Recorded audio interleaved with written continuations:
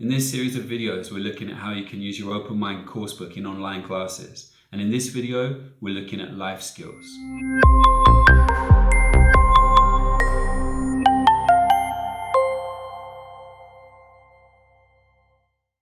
A really important feature of the Open Mind course is the focus on life skills. These are introduced in the unit opener and further developed in a 2-page life skills lesson at the end of the unit. Life skills lessons aim to develop things like critical thinking skills, research skills, collaboration skills, and problem-solving skills across 3 domains: social, academic, and professional.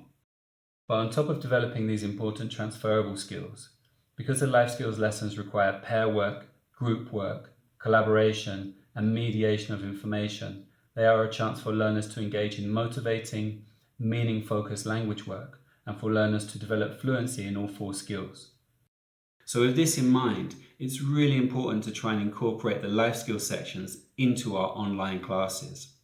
Life skills lessons integrate language skills, and so we will need to think which parts we do live or synchronously and which parts we do asynchronously outside of the live virtual class. This life skills lesson, which focuses on the skill of showing initiative, starts with 2 discussion tasks. In Part A, learners draw on and discuss their previous experience. In Part B, learners read 4 short scenarios and then discuss which ones show people taking initiative. There is then a listening stage in Part C and D, in which learners listen to a situation and come up with an action plan based on that situation. In the final stages, Parts E and F, learners report back to the group on their action plan and discuss some reflection questions. How could we work with this in an online class?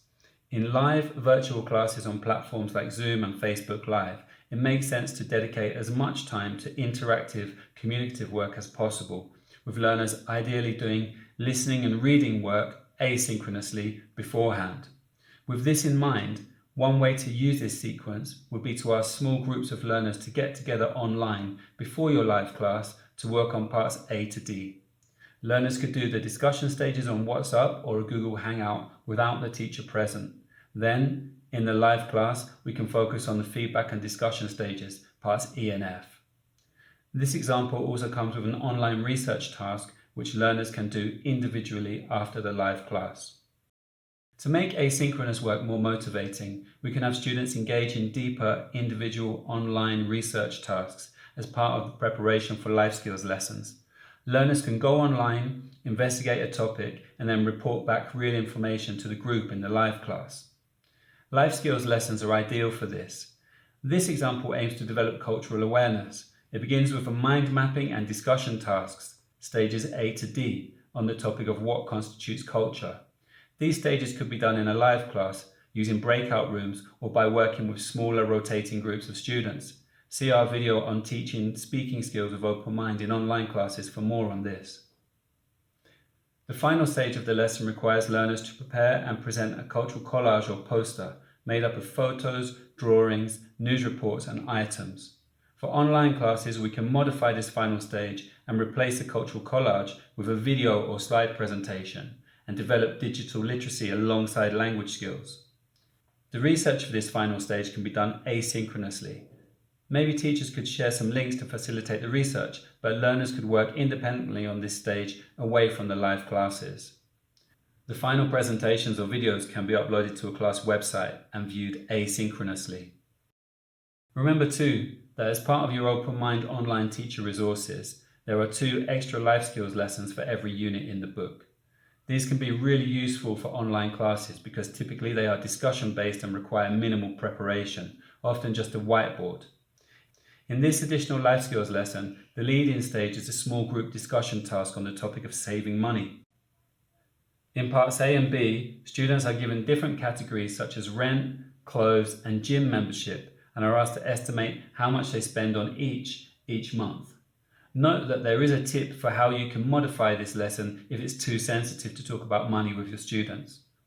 In Part C, the teacher briefly introduces some functional language for talking about spending money, which the students then use to discuss spending habits. Similarly, in Part D, Some sentence frames are introduced for talking about saving money before learners engage in a paired discussion task to estimate how much money they could save each month.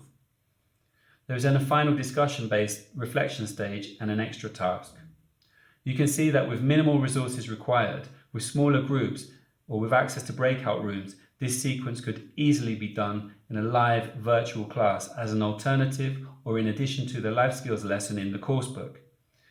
If you have larger classes or you don't have access to breakout rooms, learners could do the discussion stages in small groups asynchronously, getting together online outside of the live class, and then report back using a voice board tool such as Flipgrid or Padlet.